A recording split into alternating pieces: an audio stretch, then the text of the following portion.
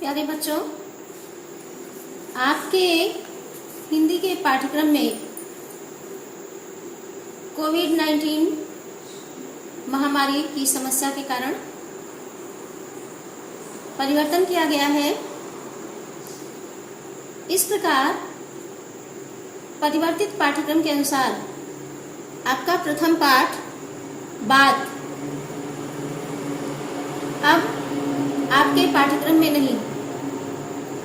द्वितीय पाठ मंत्र, जो कि मुंशी प्रेमचंद जी के द्वारा लिखा गया है और कहानी विधा की रचना है, यह आपके पाठ्यक्रम में है।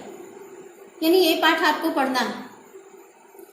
पाठ का सारांश आपको पहले ही वीडियो के माध्यम से समझाया जा चुका है। आपके प्रश्न पत्र में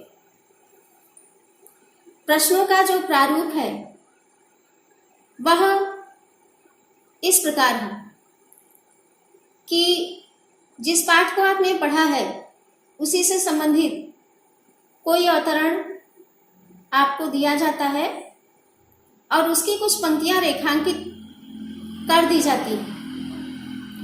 उसी अवतरण से संबंधित प्रश्न आपकी परीक्षा में दिए जाते हैं। अवतरण से संबंधित 3 प्रश्न आपके प्रश्न पत्र में आते हैं। तो आज मंत्र कहानी से संबंधित जो महत्वपूर्ण गद्यांश हैं, ऐसे 2 गद्यांश जो कि आपके अभ्यास प्रश्न में दिए भी गए हैं, उनको आपको समझाया जा रहा है। आपका पहला गद्यांश है अभ्यास प्रश्न से जो का में है, विस्तृत उत्तरीय प्रश्न 1 का। मोटर चली गई, बूढ़ा कई मिनट तक मूर्ति की भांति निश्चल खड़ा रहा। संसार में ऐसे मनुष्य भी होते हैं जो अपने आमोद प्रमोद के आगे किसी की जान की भी परवाह नहीं करते। शायद इसका उसे अब भी विश्वास न आता था। सभ्य संसार इतना निर्मम, इतना कठोर है, इसका ऐसा मर्मभेदी अनुभव अब तक न हुआ था। वह उन पुराने जमाने के जीवों में था जो लगी हुई आग को बुझाने, मुर्दे को कंधा देने, किसी के छप्पर को उठाने और किसी कलह को शांत करने के लिए सदैव तैयार रहते थे। जब तक बूढ़े को मोटर दिखाई दी, वह खड़ा टकटकी लगाए उस ओर ताकता रहा। तो यह आपका अवतरण है। इसमें रेखांकित किया गया है अंश, संसार में ऐसे मनुष्य भी होते हैं, यहां से लेकर के इसका ऐसा मनभेदी अनुभव अब तक न हुआ था। तो प्रथम प्रश्न जो गद्यांश से संबंधित पूछा जाता है कि प्रस्तुत गद्यांश के पाठ एवं लेखक का नाम लिखिए। या कभी कभी इस प्रश्न को इस तरह से भी पूछते हैं कि दिए गए गद्यांश का संदर्भ लिखिए। तो प्रस्तुत गद्यांश के पाठ और लेखक का नाम लिखिए। आपको पाठ का नाम लिखना है मंत्र और उसके बाद लेखक का नाम लिखना है मुंशी प्रेमचंद। या इसी प्रकार से आप इस प्रथम प्रश्न के उत्तर को इस तरह से भी लिख सकते हैं कि प्रस्तुत गद्यांश हमारी पाठ्य पुस्तक के मंत्र कहानी से लिया गया है, जिसके रचनाकार हिंदी के प्रसिद्ध कहानीकार मुंशी प्रेमचंद जी हैं। दूसरा प्रश्न आपका होता है रेखांकित अंशों की व्याख्या कीजिए। तो जहां से रेखांकित किया गया है यानी अंडरलाइन किया गया है, उसकी व्याख्या मैं आपको बता रही हूं। आप लोग ध्यान से इसको सुनिए।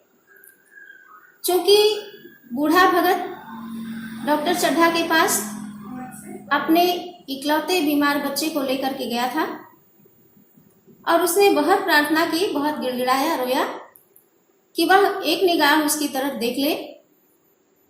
किंतु चूंकि डॉक्टर चड्ढा के गोल्फ खेलने का समय था, इसलिए उन्होंने उसकी बात पर कोई भी ध्यान नहीं दिया। ऐसी स्थिति में जबकि डॉक्टर चड्ढा उसको पूरी तरह से उपेक्षित करके अपने खेलने के समय में समझौता न कर मोटर में बैठकर चले गए तो बूढ़ा एकदम मूर्ति के समान निश्चल होकर के खड़ा था और देख रहा था, डॉक्टर चड्ढा को जाते हुए देख रहा था। उसी को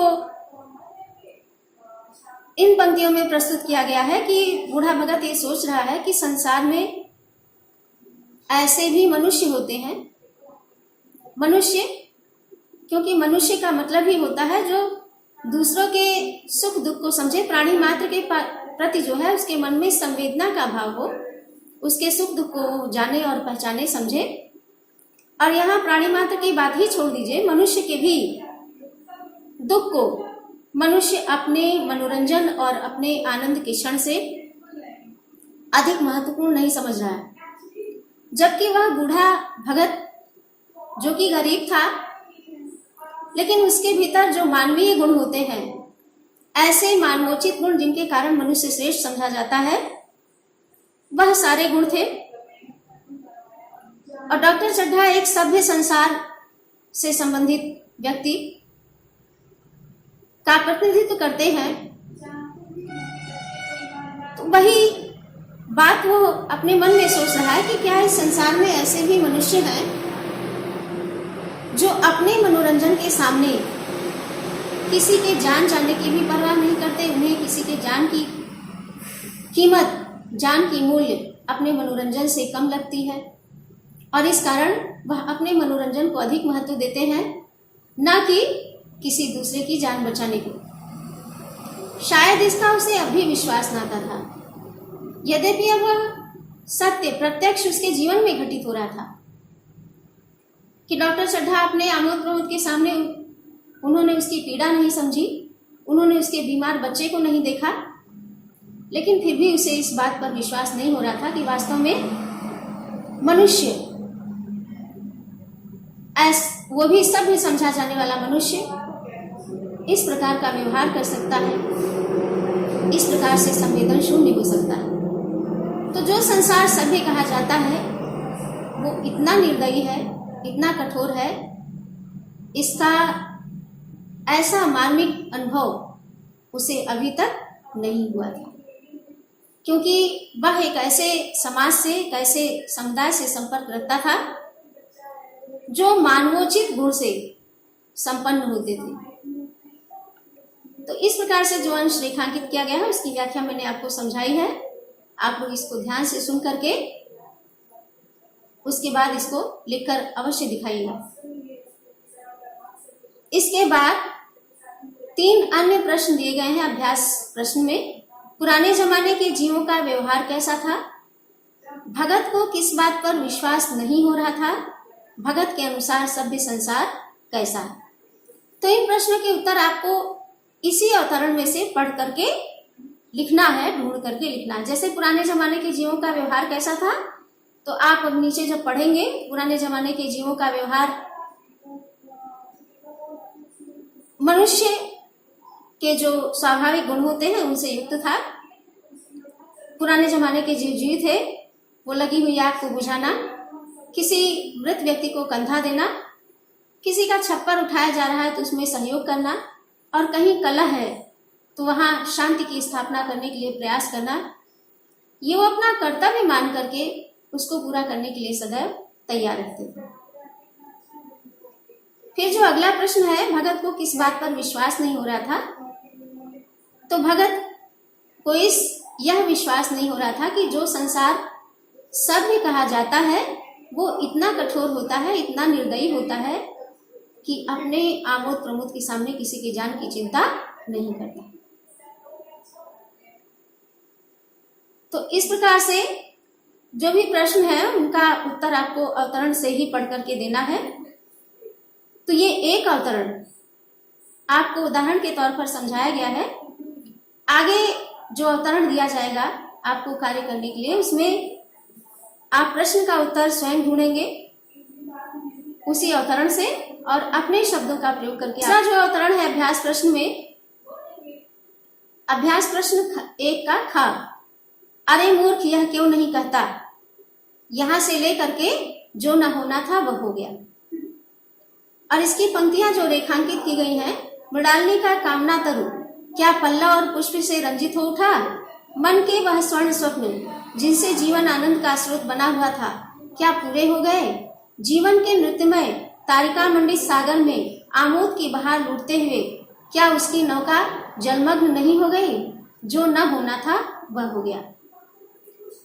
तो रेखांकित अंश की व्याख्या मैं आपको समझा रही हूँ। शेष प्रश्नों के उत्तर आप लोग अवतरण को पढ़ करके उस आधार पर लिखेगा। चूंकि जब कैलाश की तबीयत सांप के काटने के बाद इतनी बिगड़ गई, एक प्रकार से सब लोगों ने उसको मृत समझ लिया, तो किसी ने पूछा कि अरे भाई क्या हुआ? वहां किसी ने उत्तर दिया कि जो होना था हो चुका। उसी बात को व्याख्यायित करते हुए